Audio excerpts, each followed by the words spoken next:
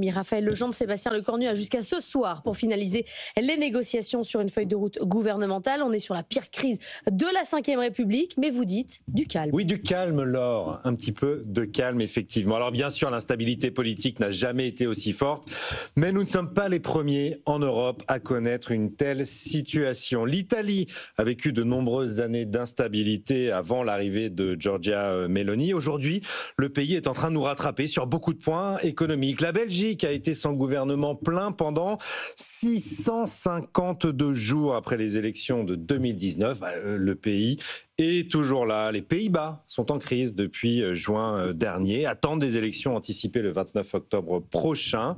Ça ne les empêche pas de prévoir près de 2% de croissance cette année. Donc les crises de régime, ça arrive dans tous les pays. Il y aura des lendemains meilleurs. Sauf que nous, dans un pays où tous les partis ont gagné et tous veulent que les autres adoptent leur programme en entier. C'est vrai qu'on n'a pas tout à fait la même culture politique, mais regardez, la croissance en France a tenu cette année. On y est quand même depuis juin 2024 dans cette instabilité politique.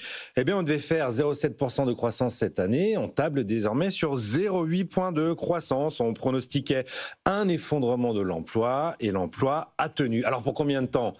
À voir, bien sûr, il ne s'agit pas de chausser des lunettes roses dans la situation actuelle, évidemment, mais jusqu'ici, ça tient, l'économie tient. Et alors, c'est le moment où je dis merci aux Allemands et merci à l'euro quand même. Oui, effectivement, parce qu'il faut se rendre compte de cette chance que nous avons, ce filet de sécurité européen et qui s'appelle l'euro. Dans les années 1980, une telle situation aurait entraîné depuis longtemps une dévaluation et les ménages auraient senti passer la douloureuse. Là, plus rien. L'OAT a pris 6 points hier. 6 points, ça n'est rien. La morphine de l'euro nous a enlevé toute douleur. Merci l'Europe de nous protéger comme ça. Le problème, le revers de cette médaille l'or, vous savez, c'est un peu comme les enfants qu'on aurait un peu trop gâtés et qui auraient tendance à devenir un peu capricieux. C'est que du coup, on ne fait plus aucun effort. On croit qu'on peut faire quasiment n'importe quoi, plus rien n'a de conséquences, comme revenir en arrière sur la réforme des retraites,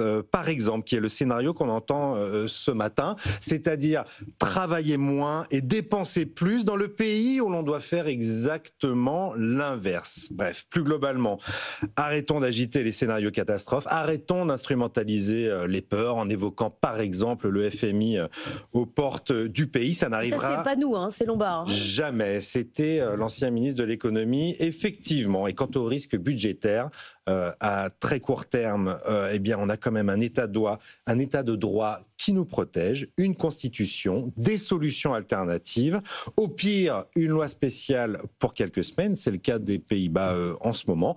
On l'a connu l'année dernière. Je ne crois pas que les Français en soient ressortis traumatisés.